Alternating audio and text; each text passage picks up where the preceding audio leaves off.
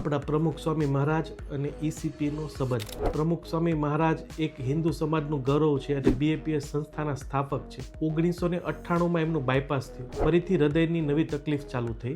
એના group of કાર્ડિયોલોજીએ export કર્યું ECP machine અમેરિકાથી. આ પહેલું મશીન ગુજરાતમાં લાવવાવાળા હતા પ્રમુખ સ્વામી મહારાજ. જાતે એનું પૂજાપાઠ કરી અને મશીનમાં એને સારવાર ચાલુ કરી. તો આજે ECP એ ક્લાસ 2 ટ્રીટમેન્ટ છે કે જ્યાં સ્ટેન્ટ અને બાયપાસ પોસિબલ નથી. આજે અગર હું ભારતની વાત કરું તો આજે અગર ડૉક્ટર 16 કલાક બી ડ્યુટી કરે છે અને સ્ટેન્ટ અને સર્જરી કરે છે તો પણ આપણી પાસે એટલા બધા હૃદયના દર્દીઓ ક્યુમાં છે કે આપણે એને અટકાવી નથી શકતા.